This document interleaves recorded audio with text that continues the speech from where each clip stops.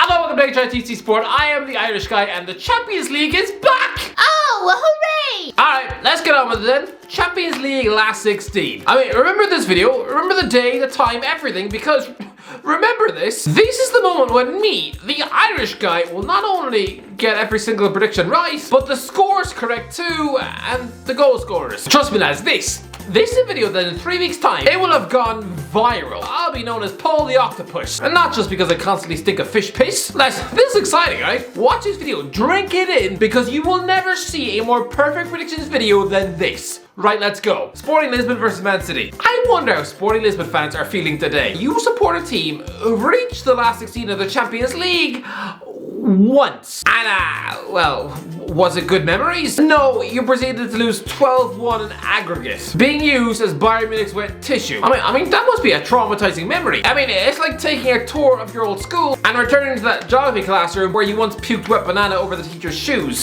Just no. Listen, Man City poleaxed nearly every team they face, right? I know this is a talented sporting team, but no, I'm sorry. You are still a football team captained by Sebastian Coates. You know, the guy once been by Sunderland 6 years ago. Someone not deemed better than Yunus Kabul. I mean, he's marketed as the next Diego Godin, but in reality, in England, he was just a walking meatloaf of a centre half. Like if you shoved Hodor in a Sunderland shirt. Man City will chew through this team as if they was made of butter. I mean, trust me, it's going to be another painful demolition job with Ilkay Gundogan grabbing 2 goals over 2 legs. I mean, it's a shame Cristiano Ronaldo never did wind up at Manchester City last summer. Otherwise, this would have been a nice little homecoming. The opposition fans would clap him off the pitch.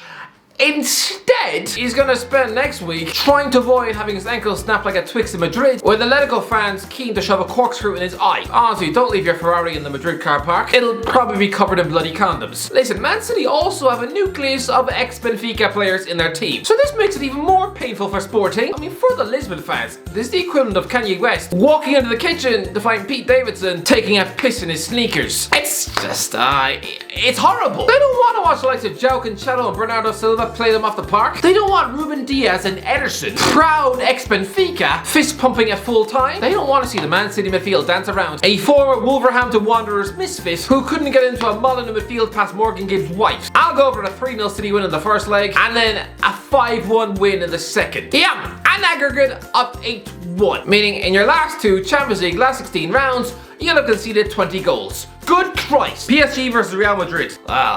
This is awkward.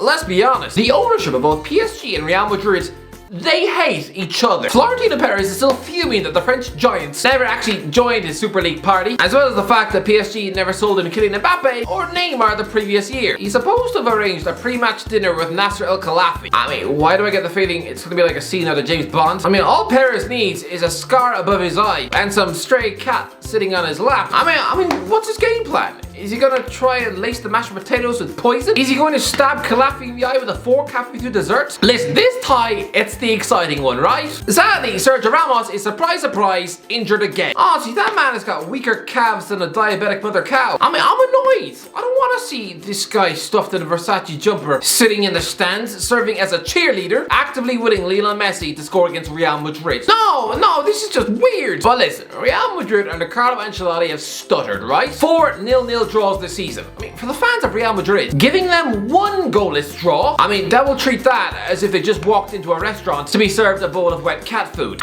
So 4 of them in 1 season? Carlo Ancelotti, he's just brought the stench of Everton to the Bernabeu. And after losing home to a bunch of Moldovan mechanics and being dumped out of the Copa del Rey by Atletico Bilbao, it's not great. And here's a weird stat. Of the last 18 seasons, Real Madrid have been dumped out of the last 16 9 times. 50% of the time, this club have failed to make it past the first knockout match. I'm sorry, what? Doesn't that stat just blow the ears off your face? I reckon PSG will batter them 3-0 in Paris, with Kylian Mbappe utterly running the show against his future employers, before then grinding out a 2-2 draw in Madrid. Aussie, PSG are going through here. I have no doubt in my mind. Real Madrid, no chance. RB Salzburg versus Bayern Munich. Well, it's official. this is the biggest mismatch of the round. Here we've got poor old RB Salzburg, just some Austrian club trying to survive without Erling Haaland, Takumi Minamino and Patson Daka. Yeah, I know, young German striker Karim Adeyemi. He has done well, but he's not going to do anything here, I promise you that. Honestly, if he scores past Manuel Neuer this season, I will happily eat a cheeseburger smeared in dog food. I mean, to be fair, it's a battle of children in the dugout. Both Matthias Geisel and Julian Nagelsmann have a combined age of 67. Both of their passports combined are still 7 years younger than Roy Hodgson. I mean, what? Does that really fill you with confidence though? Especially Salzburg fans having such inexperience in the dugout. If I was a Salzburg player for a Champions League match against Bayern Munich, I would want to be led up by an experienced football warrior.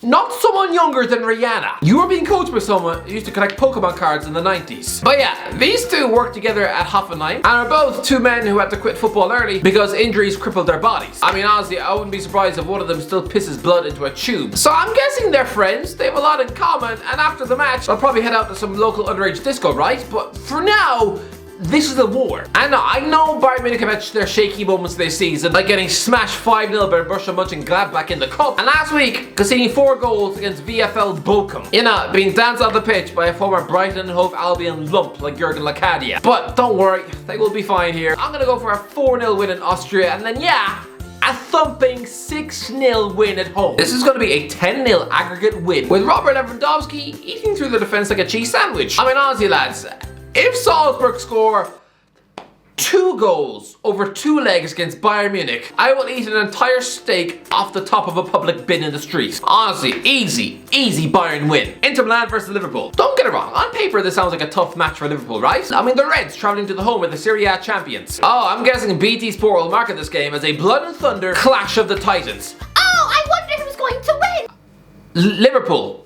And very convincingly. Listen, Simone Inzaghi has done a decent job, sure. But let's not forget, last week they were outclassed by a 35-year-old Olivier Giroud. I mean, sure, it's a decent starting 11, but their strength and depth. Are Liverpool really going to fear the halftime introductions of Matteo Darmian or Alexander Kolarov? Or the chili hamburger mess in the form of Arturo Vidal and Alexis Sanchez? 2 men so far past their best, you can almost smell the stink of the MLS off their shorts. Yes, the San Siro is a wonderful stadium, but let's not just forget the fact that Inter Milan's recent record in Europe, it's pretty awful. I mean, it's not so long ago they were losing in Europe to Southampton, and a Southampton team with Charlie Austin up front. Lads, this club has won 3 Champions League matches at the San Siro since 2012, beating Sheriff Tiraspol, Shakhtar Donetsk, and a last-minute win over Tottenham. That's it. Since winning the entire thing in 2010, they've repeatedly choked, conceding 5 at home to Schalke, failing to win home Champions League games against European giants like Trabzonspor, CSK Moscow, PSV, Slavia Prague, and Borussia Mönchengladbach. In the Champions League recently, the San Siro has been about as intimidating as a town made of gingerbread. Any Liverpool fans out there fearing a trip to this ground, I'm sorry, no, give yourself a slap in the face. I'll make you a deal. If Samir Handanovic manages to keep a clean sheet across either game, then I will happily drink orange juice out of a pothole in the street. I mean, no, it's not happening. Mo Salah is going to utterly rip your team apart. I mean, the likes of Denzel Dumfries are going to feel like puking up about 3 litres of sweat after half an hour. It'll be a 2-0 routine win for Liverpool in Italy, and then a pretty standard 3-1 win at home, with maybe Edin Dzeko grabbing a consolation. And think of this as revenge on the Inzaghi family. I mean, 15 years ago, after people scored 2 of the ugliest, scruffiest goals to beat you in that 2007 Champions League final in Athens, this is essentially you getting your back on that family by humiliating his kid brother, with Jurgen Klopp very quickly managing to make the guy look like he's got the tactics of a wet sausage roll. Chelsea versus Lille. So here we've got the Eden Hazard and Joe Cole derby, right? But again, this is easy. Does anyone really think anything other than a Chelsea win? Chelsea could still be picking Didier Drogba up front now at what, 51 years of age, and they'd still win this match. Lille officially are the champions of France, but are they? Are they really? They're already nearly 30 points behind in this season's title race. So I can't keep calling them the champions of France when they're languishing in the table behind Lens and Nantes. I mean, come on, the only time anyone should ever be behind a Nantes is when you're standing behind my uncle in the queue at Tesco's. Lille have lost 7 league games this season. 2 weeks ago, they conceded 5 at home to PSG. And the week before, they were getting beaten up by Brest. You know, that team of the former Huddersfield Town flop like Steve Mounier up front. Listen, I want to see Hanna Ben Arfa light up Stamford Bridge. I want him to turn Cesar Azpilicueta into a wet tea cake, begging for mercy, but it's not gonna happen, is it? Sure, the likes of Angel Daniel Gomez and Renato Sanchez have a point to prove in England, but no, you're still all getting eaten with a fork. Honestly, comfy 2-0 Chelsea win in Stamford Bridge, and then a squeaky 1-0 win in France, with someone like Kai Havertz popping up with a goal. Honestly, 2 clean sheets for Edouard Mendy, very easy. Next, Villarreal versus Juventus. Remember when Max Allegri rejoined Juventus and everyone thought their problems were fixed, right? Just like when you got Mrs. Doubtfire as a nanny. And then, they lost 6 games by November, including getting slapped 4-0 at Stamford Bridge. Listen, they have slowly and steadily recovered. They bought Dusan Vlahovic, who I maintain is just the next Luka Jovic. I mean, honestly, watch him stumble about like a wooden tree for the next few months. But no, they've still done well over the last 2 months. Villarreal, though, this season have been mostly poor. Crazy, but from early December, they were 13th in La Liga, with 3 wins from 16 league games. I mean, even the Newcastle fans were beginning to think that would rather iron my ball back than have this version of Unai Emery in charge. To be fair, they have recovered well since, but considering they've drawn 5 games 0-0 this season, I think the first leg will be very much the same. 0-0 before Juventus sneak the second leg at home, maybe 1-0 in extra time. Yeah, I don't know, Alvaro Morata's right knee. Honestly, this is going to be a very, very close tie. Benfica versus Ajax. Listen, this is a glittering tie featuring 2 clubs who used to conquer Europe, but now there's no more Eusebio, there's no more Cruyff. Now, both these teams have about as much chance of winning the thing as I do giving birth to a horse. Honestly, if either of these teams even make the goddamn semi-finals, then trust me, I'll get a tattoo of the club's captain on my neck. Yeah, I look like a weird version of Professor Green, but honestly, listen, Ajax have been the surprise package of the competition, right? Yes, I know Benfica kept 4 clean sheets in the group stage and thumped Barcelona 3-0. That is impressive, but they've also been through 4 coaches since July and now have a caretaker coach in charge. It's a rocky time to be a Benfica fan. Price up, they let Porto score 6 goals against them either side of Christmas Day. It is rough.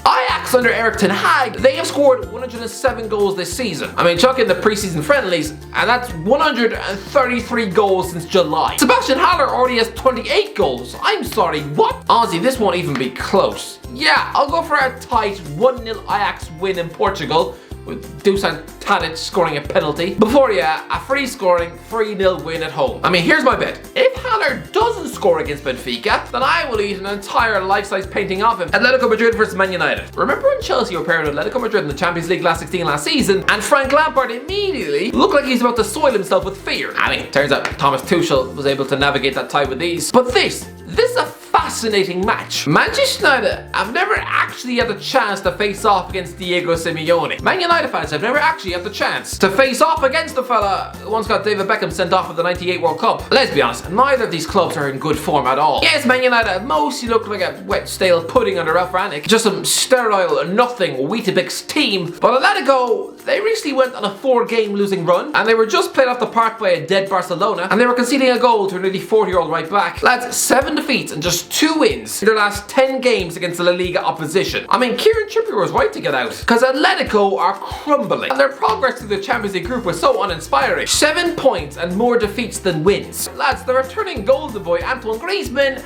only has 3 league goals this season, but Man United have been awful too. Lads, it's fascinating. I know Ronaldo has mostly resembled an elderly Peter Crouch in the league, but he is a monster in the Champions League. So I can see him scoring the only goal with a bullet header in a 1-0 win in Madrid before flexing his 6-pack to a baying home crowd who honestly would love to set fire to his face. But here's where the drama comes in. An overconfident Man United will then host Atletico. They'll play for the 0-0 draw, look a bit nervy in the second half, until Luis Suarez rescues a goal in the final 10 minutes to silence the home crowd and force extra time. Someone like Marcus Rashford will then spoon an easy chance over the bar. Bruno Fernandes will smack the crossbar, and penalties.